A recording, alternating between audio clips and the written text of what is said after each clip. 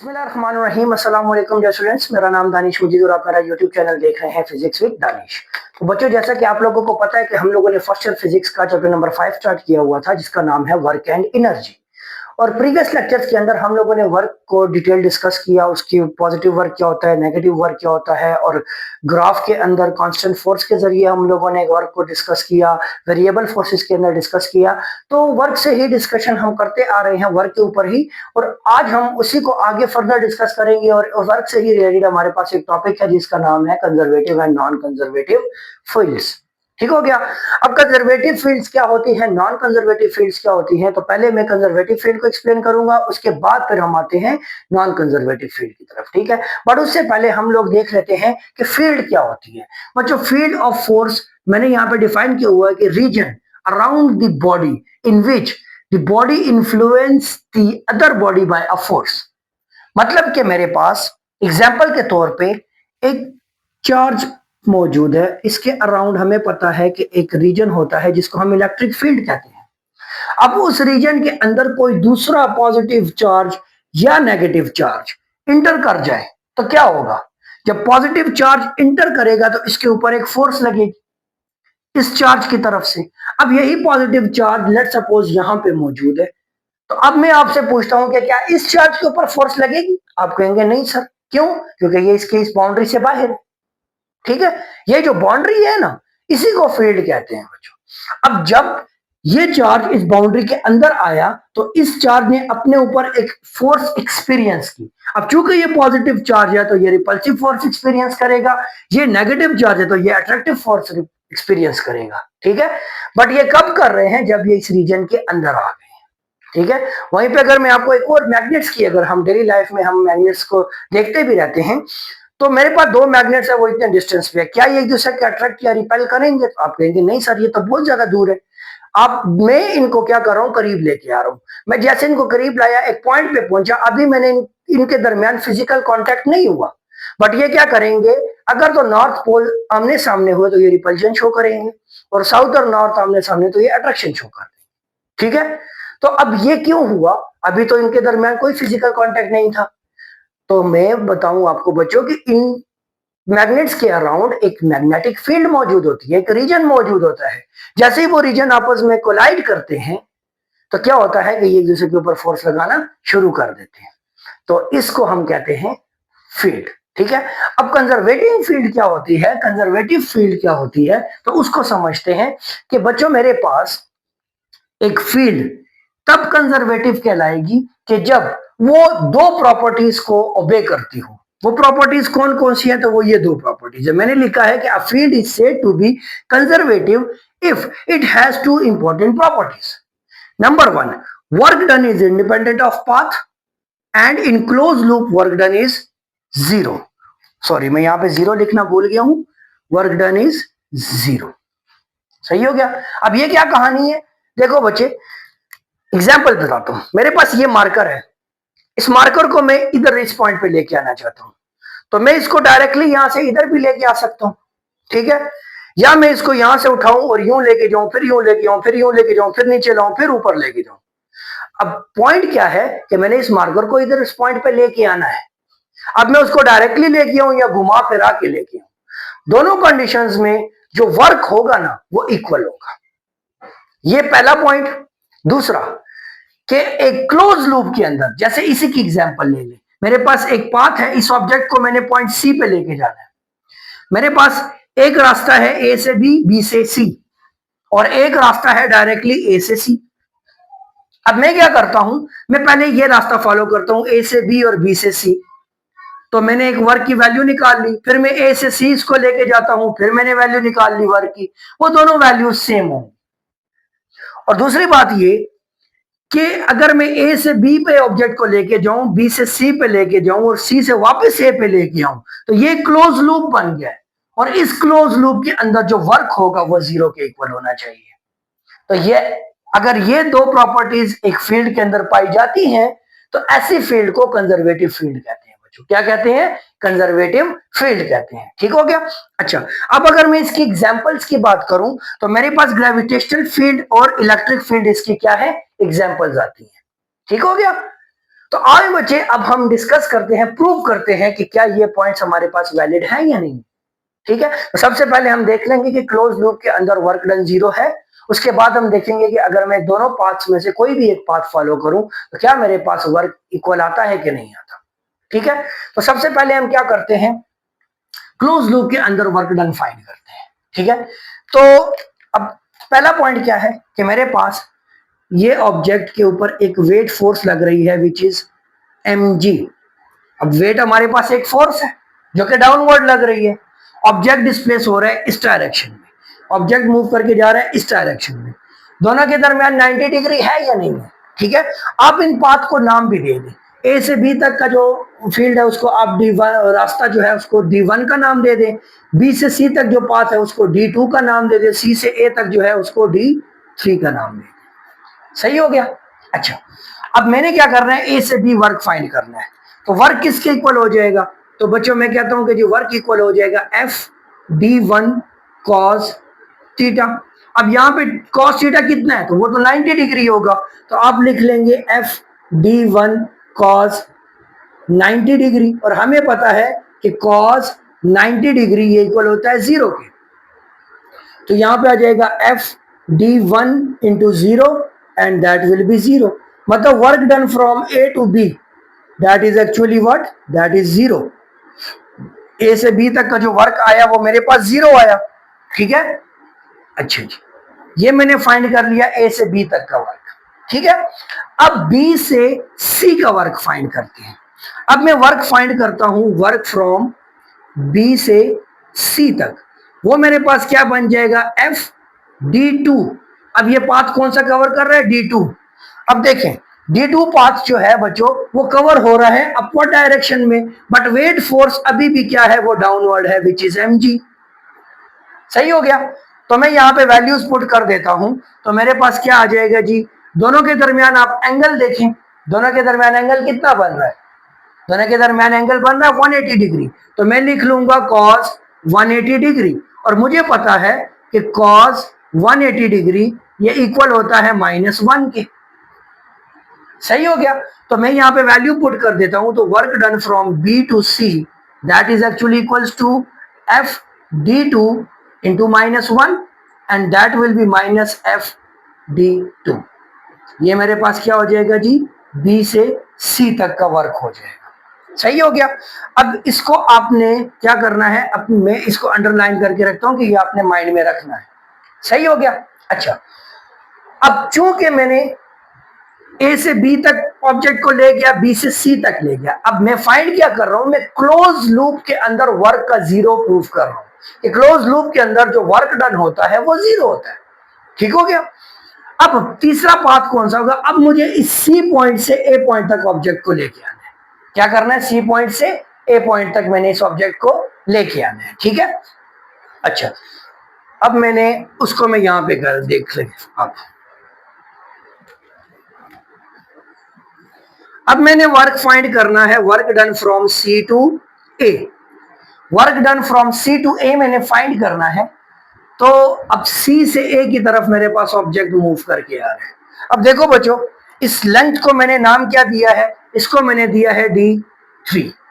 सही हो गया, और यहां पे मेरे पास डाउनवर्ड इसके ऊपर जो एक्ट कर रहे हैं वो mg, वो तो अभी भी एक्ट कर रही है। सही हो गया, और मेरे पास यहां पे अब एक एंगल थीटा भी बन रहा है। ठीक है, एंगल थीटा के ऊपर मैं बाद में आता हूं। ठीक, पहले मैं यहां से जरा इसका फार्मूला निकाल लूं। मेरे पास क्या बनेगा जी, मेरे पास आ जाएगा एफ D3 cos थीटा। अब यहां पे तो मुझे पता था कि cos 90 डिग्री है, यहां पे मुझे पता चला कि cos 180 डिग्री है।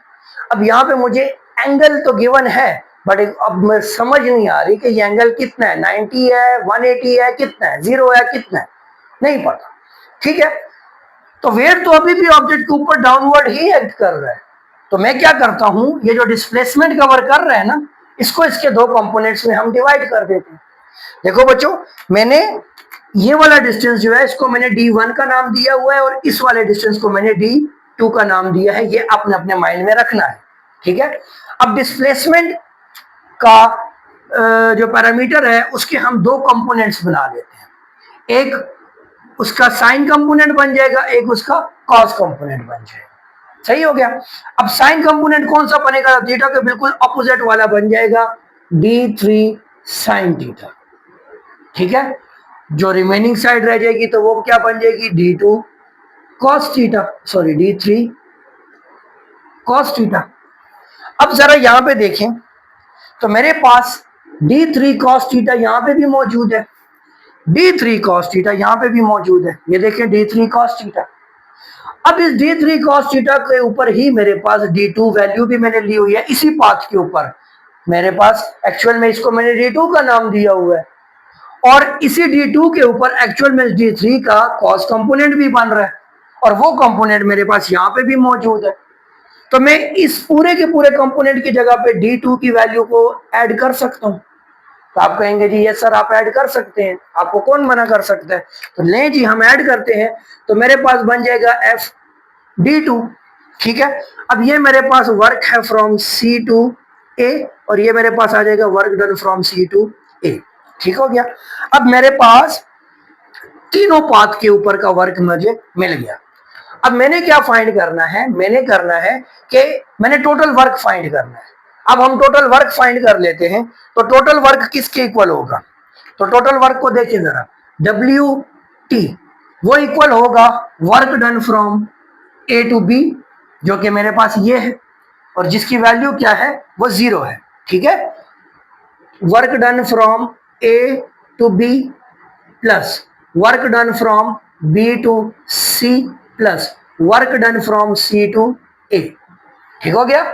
अब हम क्या करते हैं, टोटल वर्क देख लेते हैं, तो ये बन जाएगा work done from A to B, क्या है तो वो तो 0 है, प्लस ये क्या है माइनस F D2, और फिर ये बन जाएगा प्लस F D2।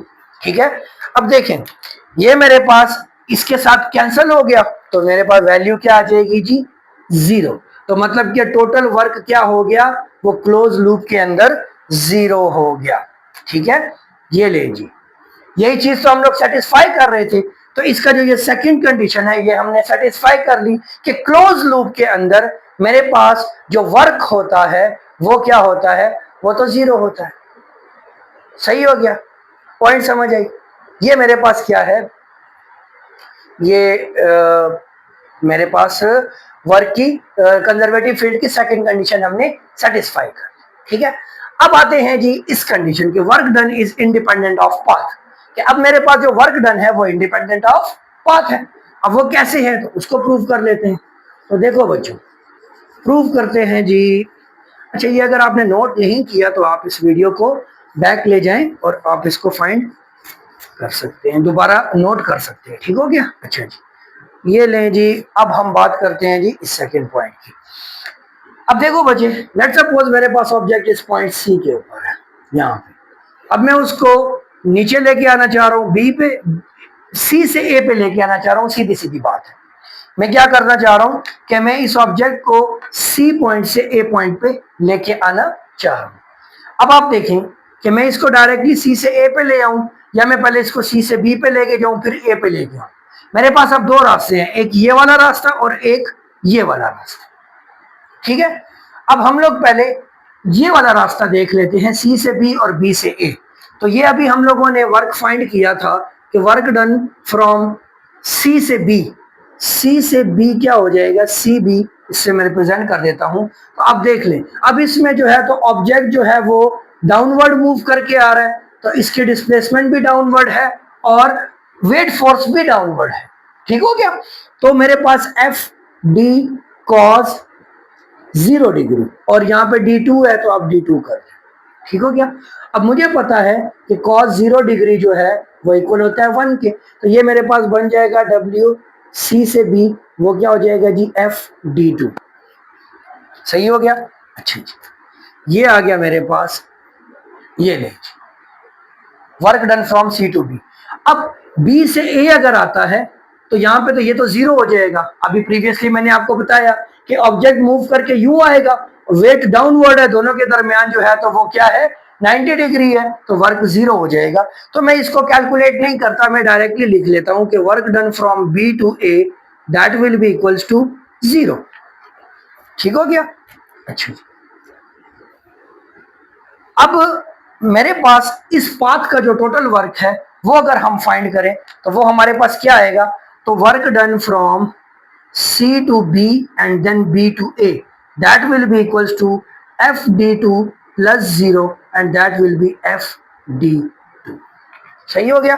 मतलब कि इस पूरे के पूरे पाथ के अक्रॉस जो मेरे पास वर्क निकल के आया है वो FD2 आया है। सही हो गया। अच्छा, अब मैं क्या करता हूं, अब यहां C से A की तरफ डायरेक्टली आता हूं। डायरेक्टली जब अप्रोच कर रहे हैं तो अगेन ये वाला पैरामीटर एक्ट करेगा। ठीक है।